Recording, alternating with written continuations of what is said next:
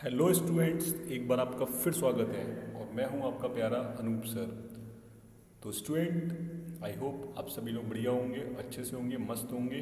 चलिए, तो आज हम लोग डिस्कस करेंगे एक्सरसाइज 3 का pair of linear equations in two variables का एक्सरसाइज 3.3 है ना, कि क्लास 10 की मैथमेटिक्स है। चलिए, तो 3.3 में हम लोग एक एक करके जितनी प्रॉब्लम्स हैं सही प्रॉब्लम्स को डिस्कस करेंगे। तो इस वीडियो में जो मैं आपको बता रहा हूँ वो बता रहा हूँ प्रॉब्लम नंबर 1। तो प्रॉब्लम नंबर 1 स्टूडेंट यहाँ पर क्या है, solve the following pair of linear equations by the substitution method. तो अभी तक हमने जो लीनियर इक्वेशंस को सॉल्व किया स्टूडेंट, वो हमने इससे पहले वाले एक्सरसाइज में देखा कि हम या तो एल्जेब्रिकली सॉल्व कर रहे थे, एल्जेब्रिकली सॉल्व कर रहे थे, ठीक है, या फिर हम लोग ग्राफिकली सॉल्व कर रहे थे, ग्राफिकली सॉल्व कर रहे थे, या फिर अब जो हम लोग यूज़ करने वाले हैं वो यूज़ करने वाले हैं सब्स्टिट्यूशन मेथड। तो जैसा कि स्टूडेंट आपको नाम से ही समझ में आ रहा है सब्स्टिट्यूशन मेथड, तो सब्स्टिट्यूशन मेथड में क्या है, हम लोग सब्स्टिट्यूट करेंगे। किसको सब्स्टिट्यूट करेंगे? एक वैल्यू को दूसरी वैल्यू के साथ। ठीक है स्टूडेंट, चलिए, तो फर्स्ट क्वेश्चन ले रहा हूँ मैं यहाँ पर। फर्स्ट क्वेश्चन है x plus y is equal to 14, equation number 1। और दूसरी इक्वेशन गिवन है x minus y is equal to 4। ठीक है, तो ये दो इक्वेशन दी हुई हैं आपको स्टूडेंट्स, और आपको बताने हैं इनके सॉल्यूशंस, है ना, या इनको सॉल्व करना है। मतलब अल्टीमेटली आपको x और y की वैल्यू को फाइंड आउट करना है।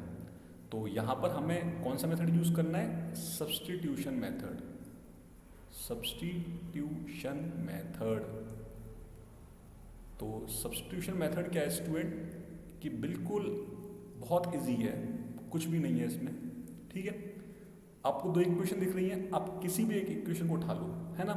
सपोज मैंने इक्वेशन नंबर 1 पिक कर ली। इक्वेशन नंबर 1 मैंने पिक की, तो मैंने क्या लिखा? x plus y is equal to 14, है ना। क्या मैं इसको लिख सकता हूँ x is equal to 14 minus y? केवल मैं y को इसके राइट हैंड साइड पे ले गया, इसको मैंने लिख दिया इक्वेशन नंबर 3, है ना। अब मैं क्या करूँगा, इस x की वैल्यू को सब्स्टिट्यूट कर दूंगा इस इक्वेशन नंबर 2 में। ठीक है, तो मैं यहाँ लिख रहा हूँ पुट और सब्स्टिट्यूट, है ना, स्थापित करना। Put x in equation number 2, है ना। तो आप इक्वेशन नंबर 3 से, या आप ऐसे बोल सकते हो इक्वेशन 2 एंड 3, आप कैसे बोल सकते हो, कोई दिक्कत नहीं है। या तो आप ये बोल दो कि x की वैल्यू को पुट कर दो इक्वेशन नंबर 2 में, या फिर आप बोल सकते हो कि इक्वेशन 2 और 3 से। तो इक्वेशन 2 और 3 से स्टूडेंट क्या होने वाला है कि x की जगह हमने क्या पुट कर दिया? 14 minus y is equal to 4। ठीक है स्टूडेंट, चलिए, अब मैंने क्या किया, इस 14 को ले गया मैं इसके राइट हैंड साइड की तरफ, इस राइट हैंड साइड की तरफ। तो माइनस वाई कितना हो जाएगा स्टूडेंट? माइनस का 2y। और 14 जब उधर जाएगा तो माइनस का 14 हो जाएगा, तो मैं लिखूंगा 4 माइनस 14। तो 4 माइनस 14 स्क्वायर कितना आ जाएगा? माइनस का 10। अब आप देख रहे हो कि यहाँ से मैं y निकाल सकता हूँ, तो y इक्वल टू क्या आ जाएगा? माइनस का 10 अपॉन माइनस का 2। माइनस से माइनस कैंसिल आउट हो गया, और 2 5 ज़ा 10। तो वैल्यू कितनी आ गई स्टूडेंट? y की वैल्यू आ गई आपकी 5। तो एक सॉल्यूशन आपका स्टूडेंट क्या आ गया? y is equal to 5। बोलो हाँ कि ना, इतनी बात समझ में आती है? चलिए, तो अब मैं क्या करूँगा, स्टूडेंट, कि इस y को पुट कर दूंगा कहाँ पर? इक्वेशन नंबर 1 में। इस y को पुट कर दूंगा। आप किसी भी इक्वेशन पुट कर दीजिए, बिल्कुल फ्री है, किसी भी इक्वेशन आप पुट कर दीजिए, कहीं पर कोई रेस्ट्रिक्शन नहीं है आपके ऊपर। तो यहाँ पर मैं लिख देता हूँ पुट y इन, बताइए आप किस इक्वेशन में करूँ? किसी भी इक्वेशन में कर दीजिए। मैंने लिख दिया इन इक्वेशन नंबर 3। चलो 3 में ही कर देता हूँ, कोई इशू नहीं है। तो इक्वेशन नंबर 3 क्या है student? x is equal to 14 minus y. तो x इज इक्वल टू क्या आ जाएगा स्टूडेंट? 14 माइनस 5। तो x इज इक्वल टू क्या आ जाएगा स्टूडेंट? 9। सही लिखा है मैंने? ठीक है स्टूडेंट, तो इस तरह से हमने एक इक्वेशंस के एक वेरिएबल को दूसरी इक्वेशन में पुट कर दिया, तो पुट करने से पहला वेरिएबल हमने फाइंड आउट कर लिया, पहला वेरिएबल हमने पता कर लिया, पहला सॉल्यूशन हमने पता कर लिया, और उस पहले सॉल्यूशन को हमने फिर से किसी भी इक्वेशन में पुट कर दिया, सब्सटीट्यूट कर दिया, तो हमने दूसरा वेरिएबल पता कर लिया, फाइंड आउट कर लिया। तो इस तरह से x की वैल्यू कितनी है 9 और y की वैल्यू कितनी है 5। तो आपको यही तो चाहिए थे, x और y का सॉल्यूशन। तो ये आ गया आपका आंसर। अब चूंकि हमने यहाँ पे ना तो एल्जेब्रिकली यूज़ किया इसको कि दोनों इक्वेशंस को ऐड किया, सबट्रैक्ट किया, ऐसा कुछ नहीं किया, ना ही हमने यहाँ ग्राफिकल मेथड का यूज़ किया कि हमने ग्राफ ड्रॉ किया हो और फिर हम देख रहे हो कि लाइन्स हमारी इंटरसेक्ट कर रही हैं, पैरेलल है या कोइंसिडेंट है, तो हम सॉल्यूशन बता रहे हैं। हमने यहाँ यूज़ किया सब्स्टिट्यूशन मेथड। Clear student? तो आई होप ये आपको बहुत अच्छे से समझ में आ गया होगा। अब सब्स्टिट्यूशन मेथड में जो नेक्स्ट स्टेप है, फर्स्ट स्टेप तो ये हो गया कि किसी एक वेरिएबल को आप दूसरे वेरिएबल में पुट कर दीजिए और वहाँ से पहला वेरिएबल फाइंड आउट कर लीजिए। दूसरा स्टेप क्या हो गया कि उस पहले वेरिएबल की जो वैल्यू आई है उसको आप किसी भी इक्वेशन पुट करके दूसरे वेरिएबल को फाइंड आउट कर लीजिए। अब तीसरा यहाँ पर क्या है स्टूडेंट कि हम इसको वेरीफाई कर लें। वेरीफाई से मतलब ये है कि क्या ये सॉल्यूशन वास्तव में सही भी है या नहीं है। क्यों? क्योंकि यदि ये सही होंगे तो इन दोनों इक्वेशंस को क्या करेंगे, ये जस्टिफाई करेंगे, है ना, वेरीफाई करेंगे। तो देखते हैं स्टूडेंट कि क्या ये वेरीफाई करेगा या नहीं करेगा। ठीक है स्टूडेंट, चलिए देख लेते हैं इसको भी।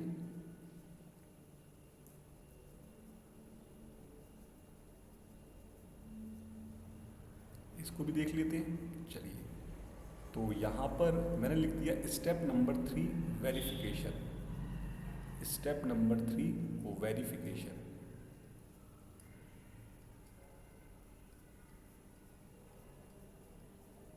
अब वेरिफिकेशन के लिए क्या है कि put x and y both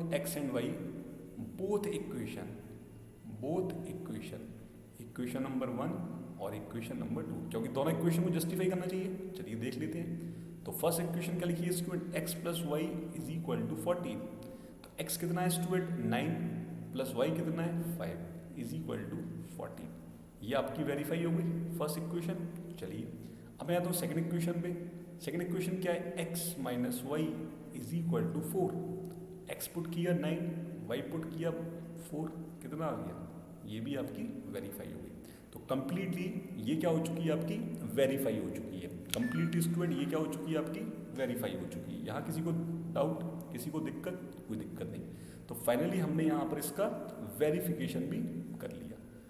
तो इस तरह से सब्स्टिट्यूशन मेथड का यूज़ करके हमने फर्स्ट क्वेश्चन को सॉल्व कर लिया। ठीक है स्टूडेंट, चलिए तो आगे बढ़ूँ मैं। आगे हम इस नेक्स्ट क्वेश्चन को करेंगे।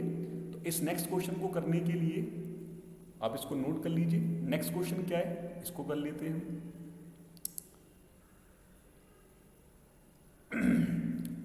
नेक्स्ट क्वेश्चन है student, question number 2, s minus t is equal to 3। और दूसरी क्वेश्चन क्या है, s plus 3 plus t upon 2 is equal to 6। यहाँ लिख लीजिए इक्वेशन नंबर 1, यहाँ लिख लीजिए इक्वेशन नंबर 2। ठीक है स्टूडेंट, अब आपको क्या करना है, इसको सॉल्व करना है। सॉल्व किसका यूज़ करके करना है, बाय सब्स्टिट्यूशन मेथड। तो आप चाहो तो यहाँ लिख दो, वैसे तो इन्होंने मेंशन ही किया है by substitution method. Substitution method, ठीक है स्टूडेंट। चलिए सब्स्टिट्यूशन मेथड में आपको जो अच्छा लग रहा है वो देख लीजिए। तो मुझे लग रहा है इक्वेशन नंबर 1। इक्वेशन नंबर 1 में क्या लिखा हुआ है, s minus t is equal to 3। कोई दिक्कत? चलिए तो क्या मैं ऐसे लिख सकता हूँ, s minus 3 is equal to t. T को मैं ले गया जो लेफ्ट से राइट की तरफ और 3 को ले आया मैं राइट से लेफ्ट की तरफ। ठीक है, चलिए इसको लिख लिया मैंने इक्वेशन नंबर 3। ठीक है, अब बहुत ही आराम से मैंने क्या लिखा, सब्स्टिट्यूट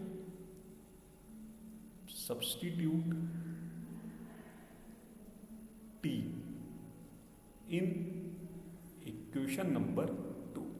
ये जो टी है मैंने इसको सब्स्टिट्यूट कहाँ कर दिया, इक्वेशन नंबर 2 में। इक्वेशन नंबर 2 में किया तो इक्वेशन नंबर 2 क्या लिखा हुआ है, s अपॉन 3 प्लस टी की जगह पे क्या लिखूंगा स्टूडेंट, s माइनस 3।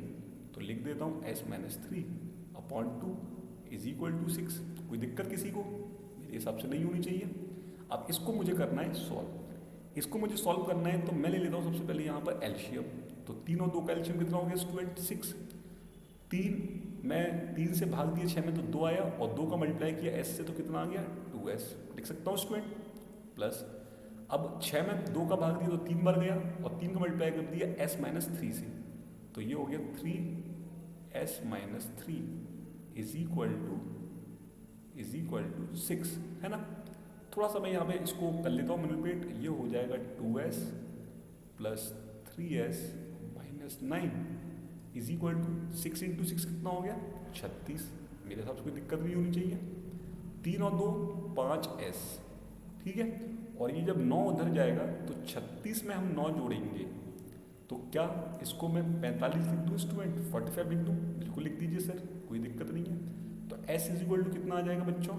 45/5। इसको मैं डिवाइड कर सकता हूँ बहुत आसानी से। s की वैल्यू कितनी आ गई? 9। तो यहाँ पर बच्चों s की वैल्यू क्या आ चुकी है? 9। और ये कंप्लीटली किस मेथड्स का यूज़ करके आई है? Substitution method. अब इस s की वैल्यू को स्टूडेंट, इस s की वैल्यू को मैं कहाँ सब्स्टिट्यूट कर देता हूँ? कहाँ सब्स्टिट्यूट कर देता हूँ? जिस किसी भी इक्वेशन में आपकी मर्जी है उस इक्वेशन कर दी। Substitute s in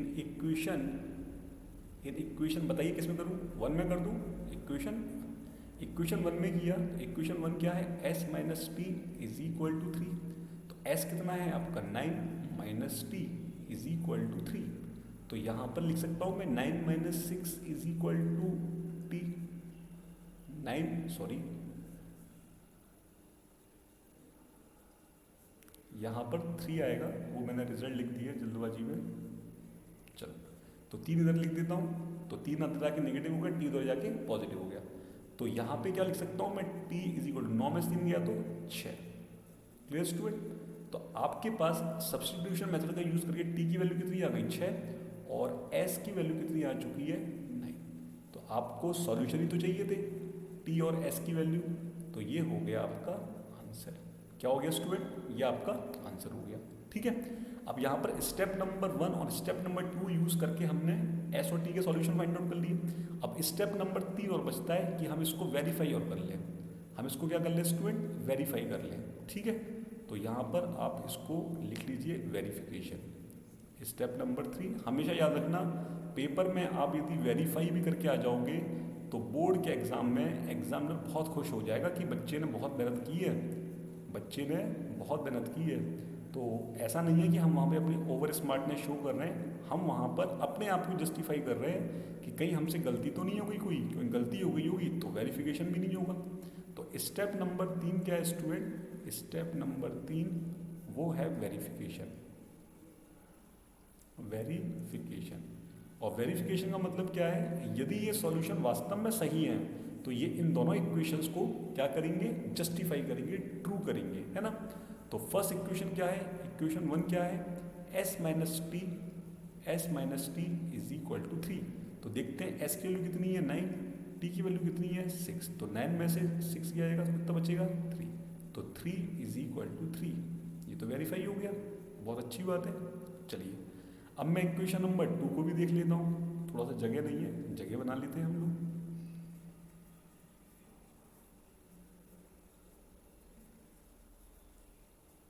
equation number 2, तो इक्वेशन नंबर 2 को जब आपने वेरीफाई किया, इक्वेशन नंबर 2 को जब आपने वेरीफाई किया तो इक्वेशन नंबर 2 क्या लिखी हुई है student? s/3 plus t/2 is equal to 6। s की वैल्यू कितनी है बच्चों? 9/3 प्लस t की वैल्यू कितनी है? 6/2 इज इक्वल टू कितना आना चाहिए? 6 आना चाहिए। देखते हैं 3 से 9 चला गया 3 बार, कोई दिक्कत नहीं है। 6 में 2 का भाग दोगे तो कितना आ जाएगा? 3 आ जाएगा। 3 और 3 को जोड़ोगे तो कितना आ जाएगा? 6 आ जाएगा। तो 6 6 के बराबर है। अरे ये भी वेरीफाई हो गया। इसका मतलब अब हम 100% एश्योर हो चुके हैं कि ये हमारे सॉल्यूशंस क्या है? परफेक्टली करेक्ट है, परफेक्टली ट्रू है। तो स्टूडेंट इस एक्सरसाइज में हमने, इस वीडियो में हमने देखा एक्सरसाइज 3.3 का फर्स्ट क्वेश्चन, जिसमें कि हमने किस मेथड को यूज़ किया है? सब्स्टिट्यूट मेथड को यूज़ किया है लीनियर इक्वेशंस के सॉल्यूशन को फाइंड आउट करने के लिए। Clear student? चलिए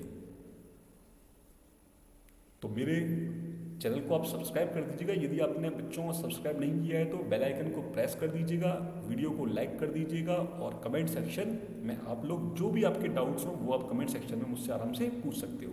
और बच्चों ज़्यादा से ज़्यादा अपनी क्लास में इस वीडियो को शेयर कर दीजिए ताकि ज़्यादा से ज़्यादा आपके फ्रेंड्स, आपके साथ उठने बैठने वाले बच्चे वो भी इस चीज़ का फ़ायदा उठा सकें। ठीक है स्टूडेंट, चलिए फिर मिलता हूँ मैं आपसे अगले वीडियो में। तब तक के लिए ख्याल रखिएगा। Take care, bye bye.